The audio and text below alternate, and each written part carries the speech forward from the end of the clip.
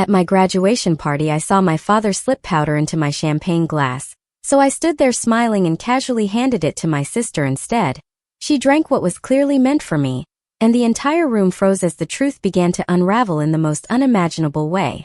Can you imagine looking into your own father's eyes, the man who raised you, and realizing he's trying to poison you? Because that's exactly what happened to me, Daniel, at my own college graduation party. The betrayal? It absolutely shattered me, but it also woke up a strength I never knew I had. To even begin to understand why my parents would do something so monstrous, you need to know our family, the Harrises. We weren't your typical loving household, not by a long shot. My father, Joseph Harris, built Harris Pharmaceuticals from a tiny research lab into a multi-billion-dollar empire.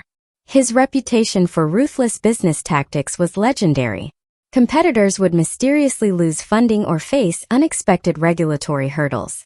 But publicly, he was the perfect philanthropist, the doting family man. Then there's my mother, Eleanor. She came from old money. Her family had been in pharma for generations before merging with my dad's company.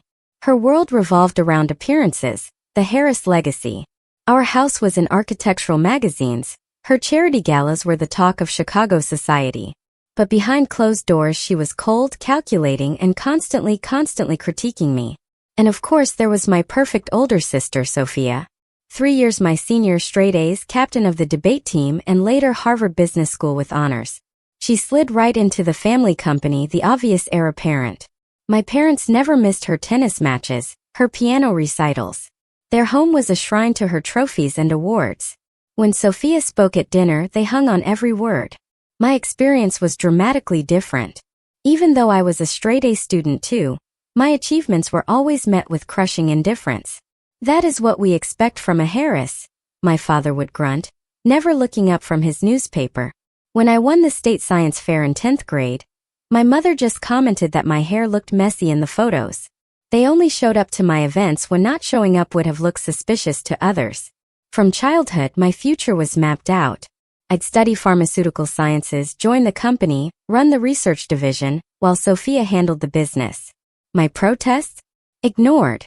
When I developed a passion for environmental science in high school, especially how pharmaceutical waste affects ecosystems, my father dismissed it as tree-hugger nonsense.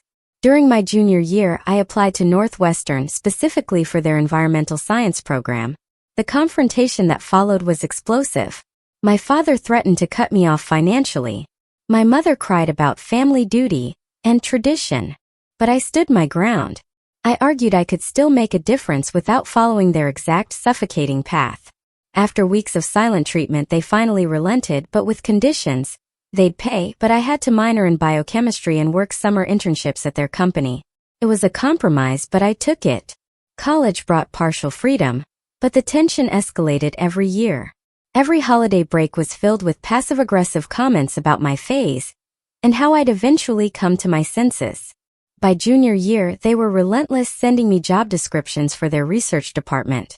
When I secured an internship with an environmental nonprofit instead, they threatened to stop paying my tuition. So I took out loans for my final year. I refused to give in. What they didn't know until recently was that my maternal grandmother, Eleanor's mother, had left me a significant inheritance in a trust. It would become accessible when I turned 23 or graduated college, whichever came last. Grandma Lillian had been the only family member who truly supported my independence. She was a brilliant chemist herself, but had been forced into the shadow of her husband. Before she passed away when I was 16, she made me promise to follow my own path. My parents discovered the inheritance 3 months before my graduation, when their attorney accidentally mentioned it during a family business meeting. Sophia later told me Dad turned white with rage. The trust was ironclad, set up with independent trustees, giving me complete financial independence. We're talking approximately $12 million that would have gone to them if I had never graduated, or if I died before receiving it. The months leading up to graduation were strangely quiet. The usual barrage of texts and calls, the job pressure, it all stopped. Instead, they suddenly took an interest in my graduation plans. My mother called to say they wanted to throw me a proper celebration befitting a Harris. Their sudden change in behavior? That should have been my first warning sign. Graduation morning dawned bright and clear. A perfect May day in Chicago. I stood in front of my apartment mirror, adjusting my cap, a mix of pride and anxiety swirling inside me. 4 years of hard work, a 3.9 GPA, charting a course deliberately away from my family legacy. I'd done it. My phone buzzed, a text from my mother. Car service will pick you up at 9:30. Do not be late. I met my parents outside the auditorium. My father was glued to his phone. My mother immediately scrutinized me. Could you not have done something more with your hair? She asked by way of greeting. The photographer will be taking family portraits later. No congratulations, no pride, just criticism. Sophia stood a bit apart, giving me a small supportive smile. Then a lifeline. Danielle. My best friend Taylor rushed over, her own gown fluttering with Zoe right behind her. They were my chosen family, my rock through college. We made it. Taylor hugged me tight, whispering, "Your parents still look like they smell something bad whenever they see you." "Some things never change," I whispered back. As my friends chatted excitedly, I noticed my parents step aside for what looked like an intense conversation. I couldn't hear most of it, but my father's words drifted over. "We need to solve this problem today before it gets out of hand." My mother nodded grimly, then caught me watching. Her face immediately snapped into that practiced social smile. "Darling, we should find our seats. The ceremony will be starting soon." The ceremony itself was a blur of speeches and name-calling. The satisfying weight of the diploma in my hand. When Daniel Elizabeth Harris, summa cum laude, echoed through the auditorium, I heard Taylor and Zoe cheering wildly. My parents just applauded politely, their expressions unreadable. Afterward, the car service whisked us to the Peninsula Chicago. My parents had rented the entire rooftop terrace for my celebration. I was stunned by the extravagance: ice sculptures, champagne fountains, gourmet catering, a small orchestra. Fresh flowers covered every surface. A professional photographer circulated. "Quite the production your parents have put on," commented Dr. Lewis, approaching me with a glass of water. He'd been my father's research partner decades ago.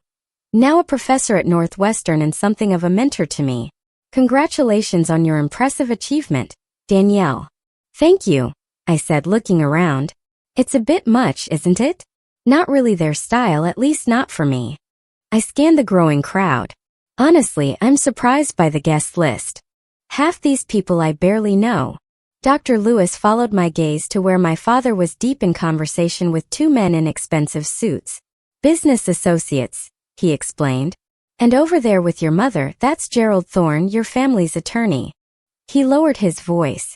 "Things have been tense at the company lately. Rumors of irregularities in some clinical trials. Your father has been in closed-door meetings for weeks." My stomach tightened. What kind of irregularities? He just shook his head. "Nothing concrete, but be careful, Danielle. Your parents seem..." He paused, choosing his words carefully, particularly invested in keeping the Harris legacy intact right now. As the party hit full swing, I noticed something odd. My parents were watching me constantly, not with pride or even their usual disappointment, but with a calculating intensity that made my skin crawl. Wherever I moved, one of them would subtly reposition themselves to keep me in their line of sight. Sophia sidled up beside me as I grabbed an hors d'oeuvre. "Something weird is going on," she murmured. "Dad asked me 3 times if you'd mentioned your plans after graduation. And Mom keeps checking her watch like she's waiting for something." Before I could respond, my father clinked his glass, signaling for attention. "In 15 minutes, we will have a special champagne toast to the graduate," he announced, his businessman smile firmly in place. "Everyone make sure you have a glass for the occasion." I watched as waiters began arranging flutes on silver trays. My father beckoned to the head waiter, pointing out a specific bottle of champagne with a gold label. "That one," I heard him say, "for the family only." With 15 minutes until the toast, I excused myself to use the restroom. The main facilities had a line, so I slipped down a service corridor to use an employee restroom I'd noticed earlier. As I approached, I heard angry whispers coming from around the corner. "Are you absolutely certain this is necessary?" My mother's voice tense, a little higher than normal. "Do you want to lose everything we've built?" My father hissed back. "The FDA investigation is gaining momentum. If they find those test results, we are finished. The trust gives her enough money to be completely independent. What if she decides to play environmental crusader and exposes the river contamination from the West facility? She has always been self-righteous enough to do it. But drugging her at her own graduation party, Joseph, my mother pleaded. We could just talk to her again. Talk? Like that has ever worked with her. She is stubborn and naive. It is just enough to make her sick, not to kill her. She will be hospitalized for a few days with what looks like food poisoning. That gives us time to handle the paperwork and move some assets before the trust disbursement. The lawyers confirmed if she dies before the official transfer next week, it reverts to us as her next of kin. Keep your voice down, my mother whispered harshly. Someone could hear us. My blood turned to ice. I pressed myself against the wall, barely breathing. They were planning to poison me. My own parents. The realization was so monstrous my mind initially rejected it. But the biochemist in me processed my father's words clinically. Just enough to make her sick. A non-lethal dose of something that would present as food poisoning, but serious enough for hospitalization. I slipped back down the corridor before they could discover me. My hands were shaking so badly I could barely check my makeup in the main bathroom mirror. I needed to appear normal to think clearly. Years of navigating my parents' emotional manipulation had taught me to compartmentalize, but this was beyond anything I could have imagined. Back at the party, I observed with new eyes. Waiters arranged champagne flutes on a special tray. My father approached, examining the glasses carefully before selecting one and placing it slightly apart. The special bottle with the gold label was opened, and the bartender began filling glasses. My father hovered nearby, ensuring he knew exactly which glass was which. I made my way to Taylor and Zoe, keeping my voice steady through sheer will. I need you to do something for me. No questions asked, I whispered. Taylor immediately nodded, always loyal, always without hesitation. Record the toast on your phone. Get my father in the frame as much as possible, especially when he hands out the champagne. Is everything okay? Zoe asked, her eyes filled with concern. Just a precaution, I replied, forcing a smile. Family drama as usual. The minutes ticked by with excruciating slowness. My biochemistry training kicked in. What might my father use? It would need to be something difficult to detect, something that could plausibly occur naturally or appear to be food poisoning. Perhaps a compound from their own research facilities, something not yet on standard toxicology screens. I'd need to recognize the symptoms quickly if his plan succeeded. Nausea and vomiting would be likely first signs, followed by perhaps abdominal pain, dizziness, or respiratory issues, depending on the toxin. If I could identify it quickly enough, I could tell medical personnel exactly what to test for. As my father called everyone together for the toast, I realized with crystal clarity that I needed evidence. If I simply refused the champagne, they would try again another way. I needed proof of their attempt, something concrete that couldn't be explained away. The moment of the toast approached with a surreal quality. Waiters distributed champagne to the general guests while my father personally handled the glasses from the special bottle. The family should have the finest champagne for this special occasion, he announced jovially to nearby guests. He handed glasses to my mother, then Sophia, then extended one specifically to me, his eyes meeting mine with a smile that never reached them. I watched in slow motion as he presented the glass to me, and with absolute certainty, I saw a slightly cloudy quality at the bottom, where a powder hadn't fully dissolved. My father's large signet ring glinted as he held the stem, practically forcing the glass into my hand. To Danielle, he said loudly, raising his own glass. May your future be everything you deserve. The double meaning was not lost on me.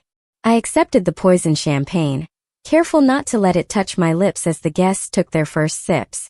Before we drank, my mother interjected smoothly. Joseph, why don't you say a few words about our daughter on this special day? My father cleared his throat, shifting into his public speaking persona. Danielle has always been determined. He began, carefully selecting words that sounded complimentary to outsiders but carried years of disapproval that only I could hear. While she has chosen an unconventional path, today we celebrate her academic achievement. As he continued his passive-aggressive speech, my mind raced. Taylor was recording, her phone discreetly capturing everything. I needed to act now, before the toast concluded. The champagne in my hand might as well have been a live grenade. And to Sophia, my father added, surprising everyone by deviating from the traditional toast to the graduate, who has shown what a true Harris can accomplish in the business world. The perfect example of family loyalty. Sophia smiled uncomfortably, clearly caught off guard by being included in what should have been my moment. And in that instant I made my decision. Speaking of my amazing sister, I said, stepping forward with a bright smile, I wouldn't be here without her support. She deserves a proper toast, too. I turned to Sophia, raising my glass. In fact, this special reserve champagne father selected is too good not to share. Take mine, sis, I insist. Before anyone could react, I had pressed my untouched glass into Sophia's hand and smoothly taken her already partially drunk glass. My father's face froze in a mask of horror he couldn't publicly display, while my mother's knuckles went white around her own glass. To family, I declared, raising Sophia's safe champagne while looking directly into my father's eyes. Confusion flickered across Sophia's face, but social training took over. She smiled and raised my champagne glass. To family, she echoed and drank deeply from the poisoned glass. I sipped from her original glass, never breaking eye contact with my father.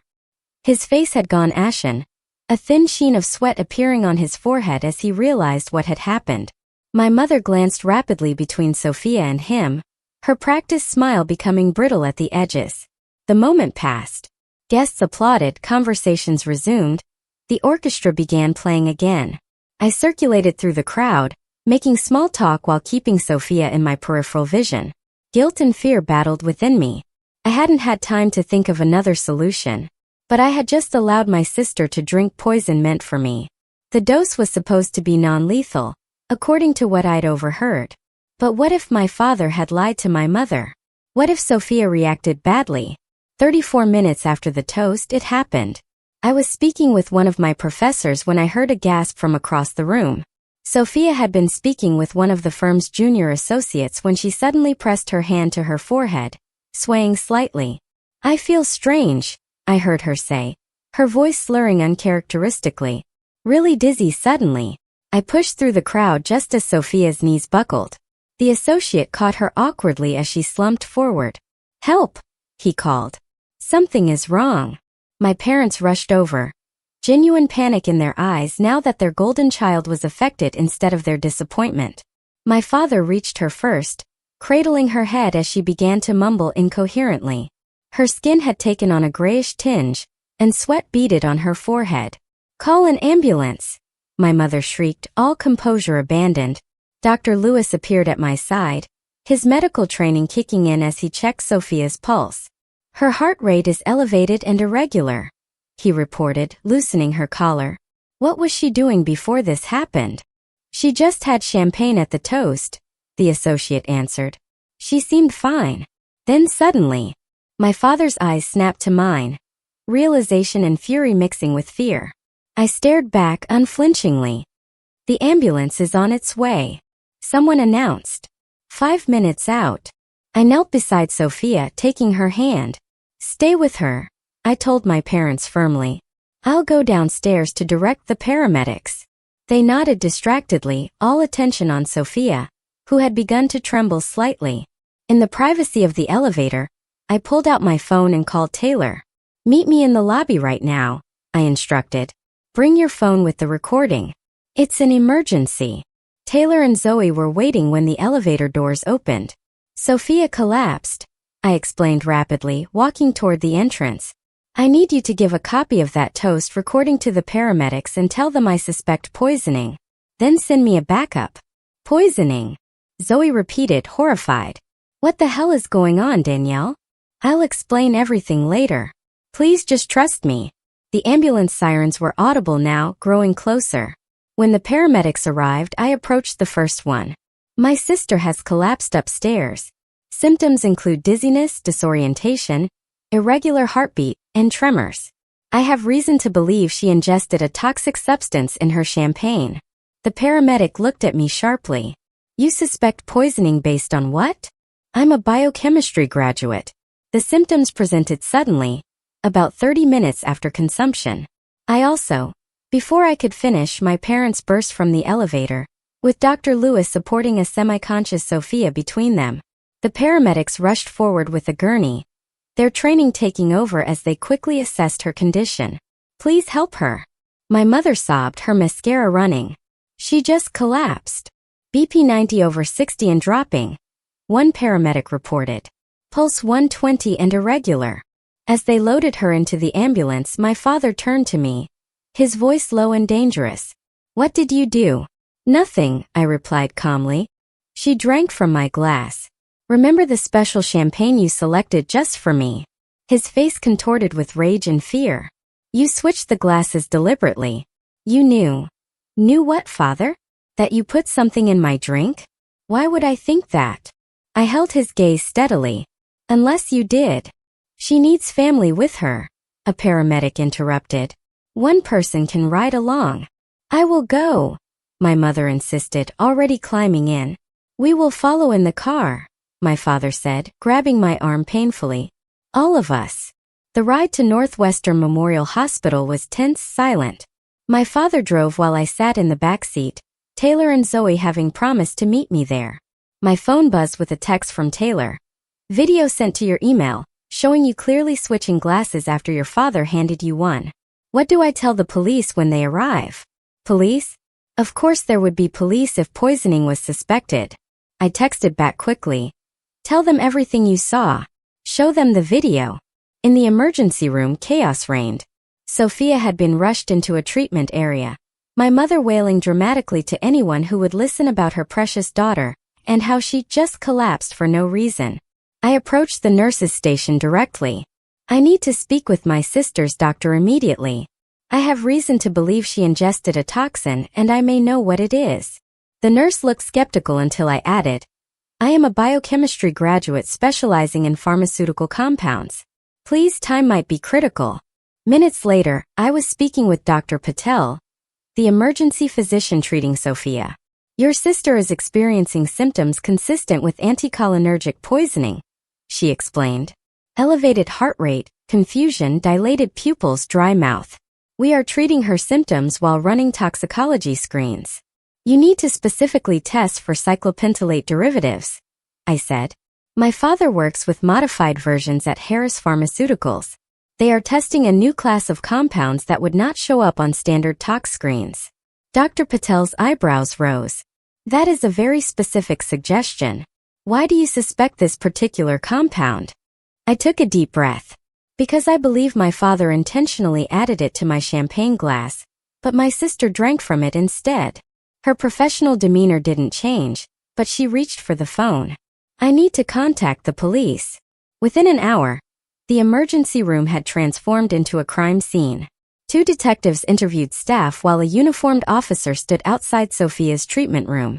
My parents had been separated for questioning, my mother loudly protesting the absurd accusations, while my father demanded his attorney. I sat in a small consultation room with Detective Rivera, a serious woman with kind eyes that belied her no-nonsense demeanor. "Walk me through what happened again," she requested, taking detailed notes. I recounted everything. The overheard conversation, seeing my father place powder in my champagne, the split-second decision to switch glasses with Sophia. I have biochemistry training. I recognized the symptoms when they started. I never thought he would use something potentially lethal, but I couldn't be sure. "And why would your parents want to poison you?" she asked carefully.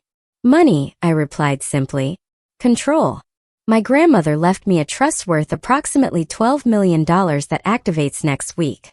If I died before then, it would revert to my parents. They also recently discovered their pharmaceutical company is under FDA investigation, and they believe I might have information that could harm them." Detective Rivera's expression didn't change, but she wrote something and underlined it. "That is a serious accusation."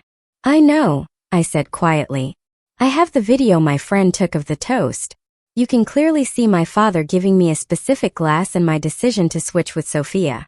You can also interview Dr. Lewis, who is aware of tensions within the family and the company." A knock at the door interrupted us. Dr. Patel entered with a tablet in hand.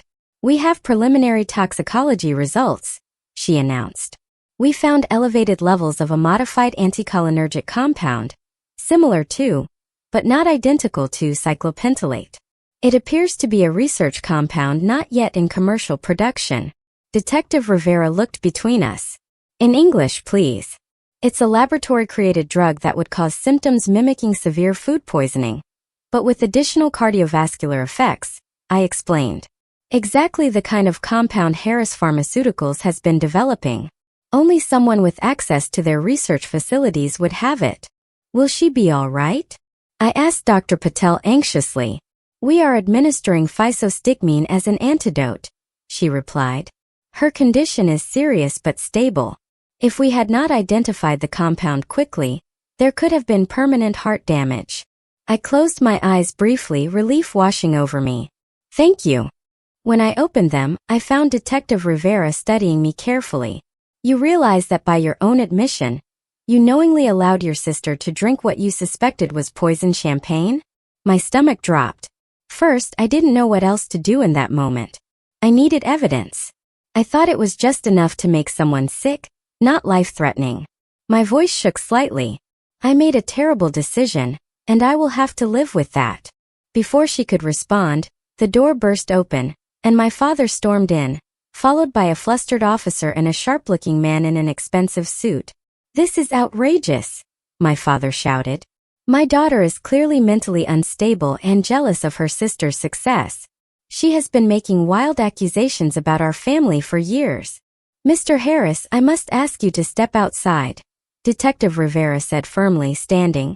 Joseph Harris, do not say another word, the suited man instructed, placing a hand on my father's arm. I am Gerald Thorne, the Harris family attorney. My client has no comment at this time. Your client is not under arrest yet, Detective Rivera emphasized the last word. But I suggest he cooperate fully. We have video evidence of the champagne toast, and preliminary toxicology reports confirming a research-grade pharmaceutical compound in Sophia Harris's system. My father's face went through a rapid series of emotions before settling into cold fury. Danielle has always been troubled, he said, his voice suddenly calm and reasonable. She was jealous of her sister, resentful of our expectations. She has threatened before to destroy our family business out of spite. That is not true, I protested. We indulged her environmental science whims despite her responsibilities to the family company, he continued, as if I hadn't spoken. We even threw this expensive graduation party to show our support. And how does she repay us? By creating this elaborate drama and allowing her own sister to become ill. Gerald Thorne placed a business card on the table. Detective, we will cooperate fully with your investigation, but any further questions should come through me. The Harris family is prominent in this community, and we expect discretion. After they left, Detective Rivera picked up the card with 2 fingers, as if it might be contaminated. Interesting family you have, Miss Harris. You have no idea, I replied wearily. A commotion in the hallway drew our attention. Dr. Lewis had arrived and was arguing with the officer outside Sophia's room. I am her family physician, he insisted. I need to review her treatment. Detective Rivera and I stepped out as Dr. Lewis spotted me. Danielle, thank God. What happened? They are saying Joseph tried to poison you. Before I could answer, Dr. Patel emerged from Sophia's room. She is asking for you, Danielle. She is still groggy but lucid. Entering the dimly lit hospital room, I felt a wave of guilt seeing Sophia connected to monitors and N4 in her arm. Her normally perfect appearance was disheveled, her skin still holding an unhealthy pallor. Her eyes fluttered open as I approached. Hey, I said softly, taking her hand. How are you feeling? Like I got hit by a truck, she replied, her voice raspy. They told me. Is it true? Did Dad really try to poison you? I nodded slowly, tears filling my eyes. I am so sorry you drank it instead. I just reacted. I didn't think. Why? She whispered, confusion and pain clouding her eyes. Why would he do that? The trust from Grandma Lillian. The FDA investigation. They were afraid I would expose contamination at the West facility. Understanding dawned in Sophia's eyes. The sealed reports. The ones they've been keeping in the secure server. She squeezed my hand weakly. I saw them last month but didn't understand what I was looking at. Heavy metal readings, disposal records. They've been dumping research waste directly into the watershed for years. A soft knock interrupted us as Detective Rivera entered with another plainclothes officer. Miss Harris, we have just received some additional information I thought you should know. The FBI has been investigating Harris Pharmaceuticals for the past 6 months for fraud, environmental violations, and falsification of clinical trial data. I stared at her. The FBI? Yes. Your parents were already under surveillance. When we contacted them about the poisoning incident, they shared that they have substantial evidence of criminal activity. They have just executed search warrants at your family's offices and home. Sophia's monitors beeped as her heart rate increased. Oh my God, she whispered. I signed off on some of those documents. Joseph said they were routine regulatory filings. We will need to speak with you about that later, Miss Harris, the other officer said to Sophia. For now, focus on your recovery. As they left, Sophia began to cry quietly. I trusted them completely. I defended them whenever you complained about how they treated you. I held her hand tightly. You didn't know. They manipulated both of us just in different ways. What happens now? She asked, fear and uncertainty replacing her usual confidence. Now we tell the truth, I replied simply. All of it. The story broke in the Chicago Tribune 2 days later. Pharmaceutical CEO and wife arrested for attempted murder of daughter. Smaller headlines added. FBI uncovers massive fraud and environmental crimes at Harris Pharmaceuticals. Our family name, once synonymous with success and philanthropy, became overnight shorthand for corporate greed and familial betrayal. I moved temporarily into Taylor and Zoe's apartment, unable to face returning to my own place where reporters lurked. Sophia remained in the hospital for 4 more days before being released into the care of our Aunt Patricia, my mother's estranged sister, who flew in from Seattle upon hearing the news. I always knew Eleanor was capable of terrible things, Aunt Patricia told me over coffee in the hospital cafeteria. But I never imagined this. I should have stayed in touch with you girls. The investigation expanded rapidly. With search warrants in hand, the FBI discovered a trove of incriminating documents at both the Harris offices and our family home. Emails detailed systematic falsification of safety data for 3 major drugs currently on the market. Environmental testing showed years of illegal toxic waste disposal that had contaminated groundwater in communities near the West facility. Detective Rivera kept me updated on the poisoning case. The lab confirmed the compound was an experimental anticholinergic from your father's private research facility, she explained during one of our meetings. He had signed it out personally 3 days before your graduation. We also found notes in his home office detailing dosage calculations. I worked with the authorities, providing everything I knew about the company's operations and my parents' behavior. Days blended together in a haze of police interviews, meetings with prosecutors, and checking on Sophia's recovery. A week after the incident, I met with Special Agent Donovan from the FBI at his request. He spread photographs across the table between us. Do you recognize this location?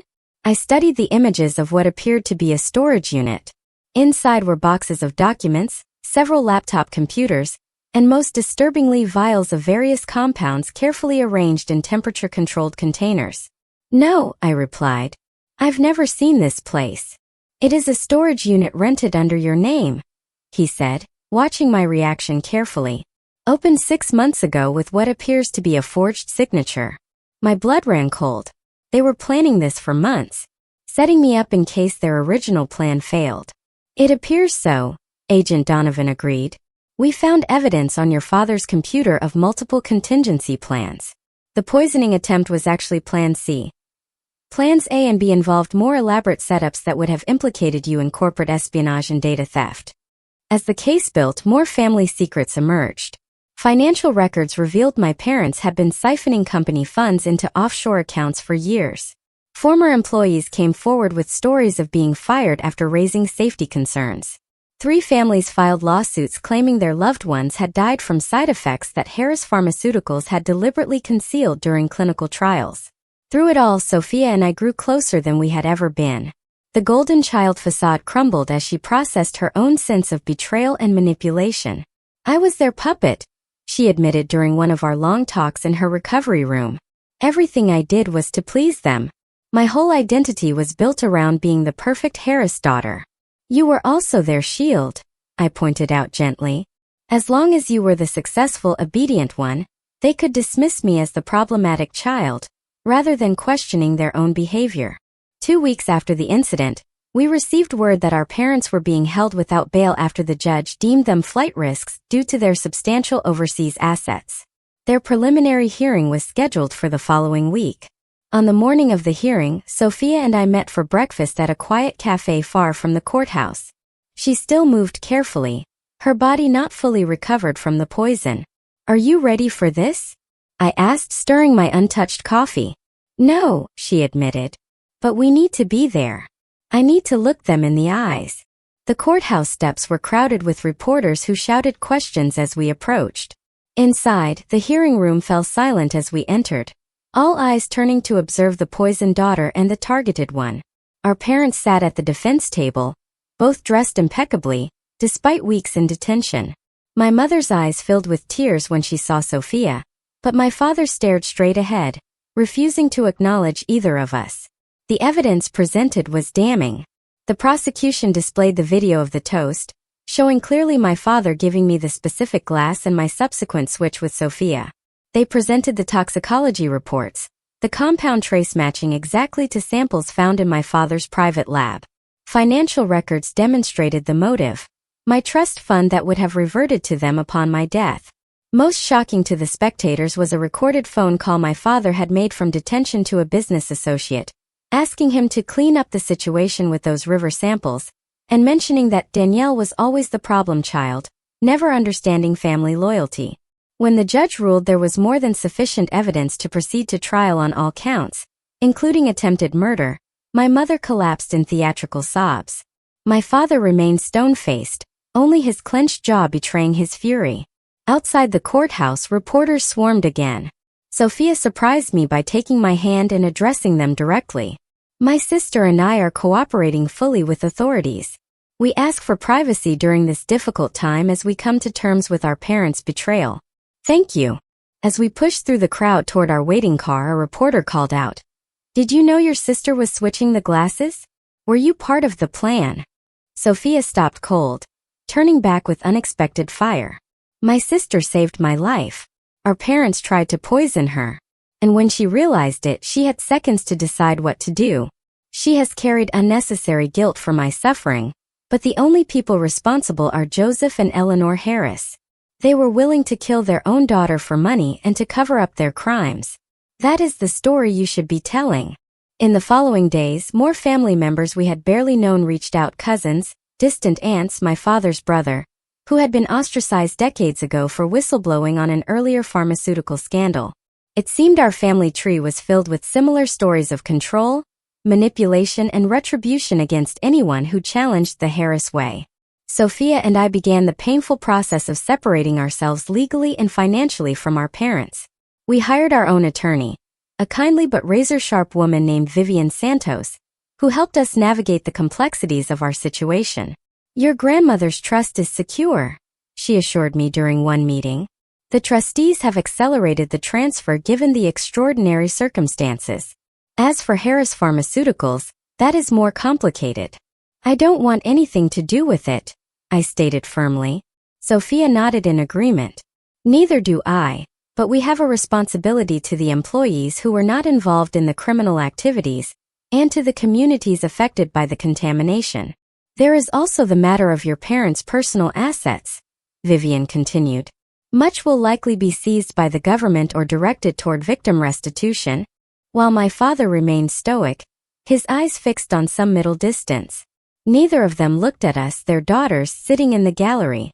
When asked if they wanted to make statements before sentencing, my mother declined through her tears. My father stood, and for a brief moment, I thought he might express remorse. Instead, he spoke about his lifetime of contributions to medical science, and how he had always done what was necessary to protect the family business. He described himself as a victim of changing regulatory standards, and expressed hope that history would judge him more fairly than this court. Not once did he acknowledge the communities his company had poisoned, the patients harmed by falsified drug safety data, or his attempt to murder his own daughter. In his mind, he remained justified, a man who had merely done what was necessary. As the bailiff led them away to begin their sentences, I felt a complex wave of emotions: sadness for what our family could have been, anger at their continued refusal to take responsibility, but predominantly an overwhelming sense of relief. It was finally over. Outside the courthouse, away from the small cluster of reporters, Dr. Lewis waited with Taylor and Zoe, my chosen family, who had supported me unfailingly throughout the ordeal. "How are you feeling?" Taylor asked, hugging me tightly. "Free," I replied simply. "Like I can finally breathe." In the months that followed, Sophia and I continued our separate but intertwined healing journeys. We sold most of our parents' personal assets, directing the proceeds toward a victim compensation fund. I accepted the position with the environmental remediation firm, focusing specifically on the cleanup of the Harris West facility site. Sophia began her first semester of law school, determined to specialize in environmental law and corporate accountability. We kept the lake house as our shared refuge, a place that held happy memories untainted by our parents' influence. Sometimes we would sit on the dock, talking late into the night, processing our complicated grief for the family we had lost, and the one we had never really had. "Do you think you'll ever forgive them?" Sophia asked me one evening as we watched the sunset paint the water in shades of gold and crimson. I considered the question carefully. I don't know if forgiveness is the right word. I've accepted what happened and who they are. I've released the anger because carrying it was only hurting me. But forgiveness feels like it requires repentance from them, and I don't think they're capable of that. She nodded thoughtfully. I keep thinking about nature versus nurture. Were they born this way, or did something make them like this? And either way, what does that mean for us? "It means we have choices," I said firmly. "Their blood runs in our veins, but their values don't have to run in our hearts. We get to decide what kind of people we become." A year after that graduation party, I stood at a podium addressing a conference on pharmaceutical environmental impact. As I discussed innovative approaches to remediation, I caught sight of Sophia in the audience, proudly recording my speech on her phone. Beside her sat Dr. Lewis, Taylor, Zoe, and a growing circle of friends and colleagues who had become our support system. The journey had been painful beyond imagination, but standing there, I realized I had found something I had never experienced in the Harris household: genuine belonging, not based on compliance or achievement or genetic connection, but on mutual respect, shared values, and authentic care. My parents had seen me as a problem to solve, a threat to eliminate. They had tried to poison not just my body but my spirit, my independence, my very sense of self. In choosing to fight back and refusing to become either victim or villain in their narrative, I had discovered my own strength and purpose. The inheritance my grandmother left me was valuable, but her true gift had been believing in my capacity to break the toxic cycle. That faith had saved my life, and now it was shaping my future. Have you ever had to make a difficult choice to protect yourself from toxic family relationships? What helped you find the strength to move forward? I hope my story reminds you that blood relation doesn't entitle anyone to harm you, and that sometimes the most loving families are the ones we create for ourselves. If this resonated with you, remember, the most powerful antidote to poison is truth. Thank you for listening to my journey.